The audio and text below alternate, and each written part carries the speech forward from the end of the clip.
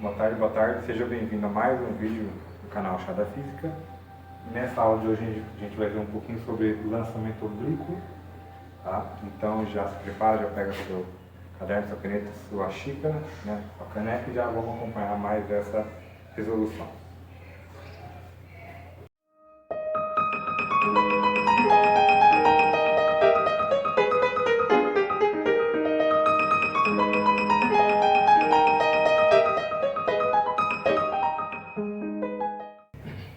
Então vamos lá.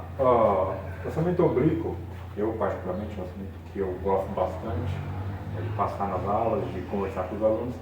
Os alunos não gostam muito, não sei porquê, né? Mas o que acontece? O lançamento oblíquo ele descreve, na verdade, qualquer lançamento, né, que ele tem essas duas parcelas. A parcela em X e a parcela em Y. Então ele faz um arco, certo? Desse assunto aqui a gente vai conseguir tirar vários outros estudos, né? Como por exemplo, como atingir esse ponto máximo, né? Qual é o valor desse ponto máximo que ele atinge. Nesse vídeo específico a gente vai estudar qual é esse ponto aqui, ó, essa distância, né? Qual que é esse ponto D, quanto vale ele. A gente consegue também, num próximo vídeo, a gente vai discutir também como saber exatamente o comprimento dessa curva, né, desse arco de curva. Então é um assunto bem interessante que dá muita discussão. Então o que a gente começa? Primeiro, ele é dividido em duas partes, né? Esse assunto é dividido em duas partes. Nós temos a parcela dele em X e temos a parcela dele em Y. A parcela dele em X, ele é um tipo de movimento retilíneo uniforme, né? Em X ele não tem a presença de aceleração, uma vez que ele tem uma velocidade inicial. Em Y ele é o que a gente chama de movimento retilíneo uniformemente variado. Em Y ele tem a presença de uma aceleração sim, e essa aceleração ela é conhecida como G, que é a aceleração da gravidade. Por quê? Porque esse corpo ele vai subir, vai atingir o ponto máximo e depois ele vai descer, isso por conta da gravidade. Então se a gente olhar só a movimentação em X, ela é uma movimentação constante, ela não tem aceleração. Se a gente olhar o movimento dela em Y, ela tem uma aceleração, ela sobe até um certo ponto e depois ela desce de novo. Então ela vai desacelerando, que não deixa de ser aceleração, ela vai parando, atinge o ponto máximo e ela começa a acelerar para baixo. Então, temos esses dois movimentos, retilíneo uniformemente, quer dizer, retilíneo variado, retilíneo uniformemente variado. Então, o que a gente vai colocar aqui? Ó? O espaço, a gente vai descrever ele como sendo o próprio valor x. Espaço inicial a gente vai considerar como sendo a nossa origem. Então, espaço inicial para a gente vai ser zero. A velocidade, nesse caso aqui, vai ser a velocidade em x, que a gente já vai ver o que ela é, né, como a gente está escrevendo aqui em x. E o tempo, a gente não tem. Então, eu vou deixar o tempo aqui. Aqui, da equação em y, a gente vai tirar o quê? O ponto dela, o valor de y. Espaço inicial eu já falei que é zero. Velocidade inicial dela, nesse caso aqui, como a gente está estudando em y, vamos considerar a velocidade em y, que a gente também vai ver o quanto vale já. O tempo a gente não sabe. A aceleração é a aceleração da gravidade, tá? Vezes o tempo ao quadrado dividido por 2. Aqui só tem um detalhe que a gente precisa se atentar. A gente está falando de física, né? Então a gente tem direções, né? Direções e sentido. Então, se eu considero a velocidade para cima positivo, né, que é o meu VY, para cima eu estou considerando isso aqui é zero, para cima ele é positivo. Então a gravidade, como ela está puxando para baixo, ela é negativa. Tá? Então a aceleração é uma gravidade negativa. Então esse ponto aqui muda. Se a gente não mudasse, a gente chegaria num resultado errado. Então se atentar a isso. Agora, vamos lá. Como que a gente descobre quanto vale Vx e Vy? O que a gente precisa fazer? Vou pegar esse pedaço aqui, aí eu peguei esse pedaço e eu ampliei ele aqui, ó. O que a gente tem? A gente tem a nossa velocidade inicial, e essa velocidade inicial ela é um vetor, certo? E ele tem com um certo ângulo θ. E ele tem, esse vetor ele tem duas parcelas, a parcela dele em x e a parcela dele em y. E por trigonometria a gente consegue escrever isso daqui como sendo, isso daqui, ó, é a hipotenusa de um triângulo retângulo, tá? Desse triângulo retângulo aqui, ó. Então, eu consigo descobrir. Eu consigo, vamos pegar aqui, ó, tanto o seno quanto o cosseno desse ângulo alfa. Então, o seno de alfa é o quê? Cateto oposto por hipotenusa. Cateto oposto é exatamente o mesmo tamanho de VY, tá? Então, o meu cateto oposto vai ser VY sobre V0, que é a minha hipotenusa. Tá?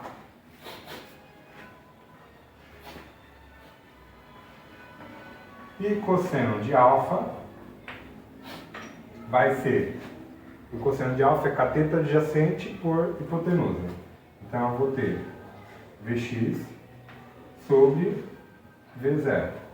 Para descobrir quanto é o Vx, o que eu faço? Eu pego esse V0, ele está dividindo, eu passo para lá multiplicando. Então o meu Vy vai ser V0 vezes seno de alfa. Seno de alfa não. Seno de θ. E o meu Vx, eu vou pegar esse V0, vou passar ele para lá também. Vx igual V0 vezes cosseno de θ. Então essas são as equações que descrevem para a gente o Vx e Vy. Agora o que a gente faz?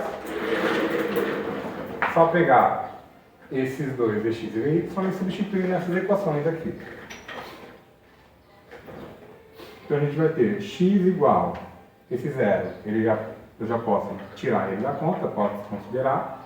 Eu vou ter Vx é V0 cosseno de θ. Então, V0 vezes cosseno de θ vezes o tempo. Tá? Então essa vai ser a minha primeira equação. Minha segunda equação vai ser essa daqui. Y igual 0 desconsidero. Vy é V0 seno de θ. V0 seno de θ vezes o tempo menos G sobre 2 vezes o tempo ao quadrado. Tá? Agora, o que a gente precisa fazer? Aqui a gente cai no mesmo problema que a gente caiu lá quando discutimos Torricelli. Que é, já tenho meus problemas aqui, ó, x e y, tá? Só que eu tenho o tempo também. Eu não sei quanto vale, em nenhum momento foi falado. E o que a gente faz? Como eu tenho duas equações, eu isolo o tempo em uma e substituo na outra. Então, eu vou isolar o tempo nessa primeira aqui, ó. Como que vai ficar?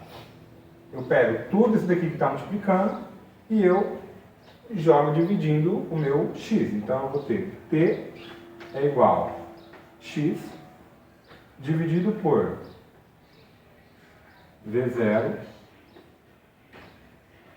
cosseno θ. Esse é um dos valores de t para mim. Tá? Teria como isolar ele aqui? Teria, mas como eu tenho um t quadrado, a gente teria que aplicar o básico. Aí não, é mais fácil pegar desse termo aqui. O que a gente faz agora? Eu pego então de 1 e substituo em 2. Tá? Vou pegar agora essa segunda equação e eu vou reescrever ela substituindo t por esse termo aqui. Então eu vou ter y igual V0 seno de θ vezes t vezes x sobre V0 cosseno de θ menos G sobre 2, isso aqui é um G, não é um 9, tá? G sobre 2, vezes T quadrado, x quadrado sobre V0 cosseno θ ao quadrado. Esse quadrado aqui a gente vai elevar os dois termos, tanto o numerador quanto o denominador. Então o que vai ficar? Aqui, o que a gente faz aqui também? Aqui eu posso pegar esse daqui tudo e aplicar distributivo não, multiplicar pelo termo x. Então, isso vai resultar em y é igual a V0 seno θ dividido por V0 cosseno θ vezes x menos G sobre 2 vezes x quadrado, ali embaixo eu vou ter V0 quadrado cosseno quadrado de θ. Tá? Estamos nesse termo aqui, a gente vai mexer um pouco nele para facilitar, tá? Fica tranquilo que ainda vai piorar um pouquinho, tá? Então o que a gente tem? V0, V0, eu posso cortar os dois. Seno sobre cosseno, isso aqui por definição é tangente de θ vezes x menos, aqui eu vou ter ó, g que multiplica 2 V0 ao quadrado sobre cosseno ao quadrado de θ vezes x quadrado. Esse termo aqui, ó, cosseno ao quadrado de θ no denominador, ele nada mais é do que 1 sobre cosseno ao quadrado de θ. 1 sobre cosseno vai ser secante. 1 sobre cosseno ao quadrado é secante ao quadrado. Então a gente vai ter y igual a tangente de θ vezes x menos g secante quadrado de θ dividido por 2 vezes V0 ao quadrado vezes x quadrado. Chegamos nesse ponto, tá? Aqui não acabou ainda. Por quê? O que acontece? Nós temos aqui ó, um x e um x ao quadrado. E para a felicidade de todos, né, quando a gente tem um x ao quadrado, isso daqui é uma equação do segundo grau. É como a gente resolve a equação do segundo grau por Bhaskara. Tá? E como que vai ser esse Bhaskara aqui? Nós temos que encontrar o A, o B e o C. Né? Quanto vale A? A vale tudo isso daqui que multiplica o x ao quadrado. Né? A não é o x ao quadrado, pelo amor de Deus, é o que multiplica x ao quadrado. Que vai ser menos g secante quadrado de θ dividido por 2 vezes V0 ao quadrado. Tá? B é que multiplica o x, que é tangente de θ, e o C é o termo independente que não existe aqui. Então, C nesse caso é zero. E aí, antes que você desligue o vídeo, né, e vá dormir, porque você imagina, nossa, como que eu vou fazer Bhaskara com tudo isso daqui? A gente consegue resolver só analisando os termos. Tá? Por quê? O que a gente vai ter? O Bhaskara é x é igual a menos b mais ou menos raiz de b ao quadrado menos 4ac dividido por 2a. O que acontece? Aqui, o C vale 0. Se o C vale 0, toda essa parcela aqui é 0. Se toda essa parcela é 0, o que vai sobrar? Dentro da raiz, só o b ao quadrado. Se só sobrou o b ao quadrado, aqui eu tenho menos b, mais ou menos, raiz quadrada de b ao quadrado, sobre 2a. Se só sobrou, se eu tenho raiz quadrada de b ao quadrado, isso aqui é o próprio b. Então, eu vou ter menos b, mais ou menos b, sobre 2a. Ok? Se eu tenho, aqui eu tenho então dois caminhos, né? O primeiro seria menos b mais b sobre 2a. Menos b mais b é 0. 0 sobre 2a vai dar 0. Tá? Então a primeira raiz seria 0. Isso daqui resulta em 0. E é pertinente, né? Porque eu falei que esse primeiro ponto aqui, por definição, a gente já considerou S0 como sendo 0. Então, se esse daqui é uma raiz, se o D é uma raiz, esse ponto S0 seria a outra raiz, que é o outro ponto em que ele sai, que ele corta o eixo X. Então, tá certo. Tá? A gente só precisa encontrar agora quanto vale a outra raiz, que seria o valor da nossa distância, o nosso D, que é a minha outra raiz, x2, seria menos b sobre 2a. Menos b é menos 2b sobre 2a. 2 eu corto com o outro, então vai ser menos b sobre a. Tudo bem? Menos b sobre a. Como vai ficar isso daqui então? Agora eu tenho isso daqui, ó. O resultado do meu Bhaskara, da minha distância, é menos b sobre a. Então, antes de substituir aqui, o que eu vou fazer? Eu já vou substituir, só que voltando para a minha forma original. Tangente, eu já vou colocar ela como sendo seno sobre cosseno. E secante quadrada, eu já vou colocar ela como sendo 1 sobre cosseno ao quadrado. Tá? Então vai ficar, minha distância é menos b, que é seno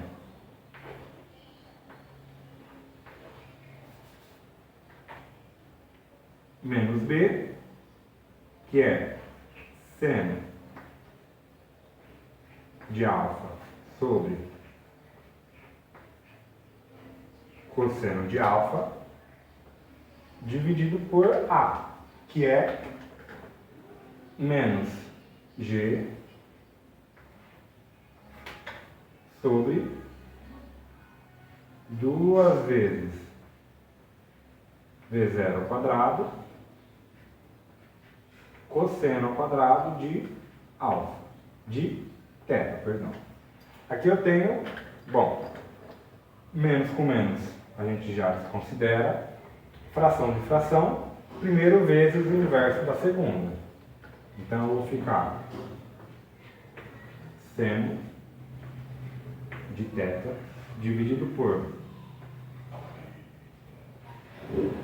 cosseno de θ, seno de θ dividido por cosseno de θ, vezes 2 vezes v0 ao quadrado, cosseno de θ ao quadrado, dividido por g. O que eu tenho aqui? Cosseno ao quadrado, corto o quadrado com esse cosseno aqui de baixo. Eu vou ter como resultado final. Então, o resultado final a gente vai ter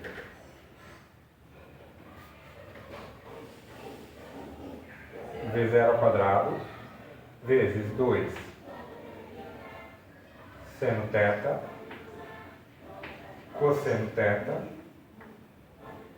dividido por G. 2 seno θ cosseno θ é a mesma coisa que... Então vamos lá. Aqui em cima, aqui. V0 quadrado sobre G vezes seno de 2 θ. Tá? Então, ficou bem apertado aqui, mas essa é a nossa resposta final. A distância, tá? Esse ponto aqui em que o objeto vai cair, independente do peso, do tamanho, da massa, de tudo, tá? Independente... se a gente sabe, é claro, desconsiderando a resistência de ar, desconsiderando o atrito, tudo, se eu sei o ângulo θ, eu sei a velocidade inicial, eu sei que o objeto ele vai cair a uma distância que é descrita como velocidade inicial quadrada sobre gravidade vezes seno de 2θ. Entendeu? Então, obrigado por acompanhar a aula. Eu espero que não se assuste e tchau, obrigado.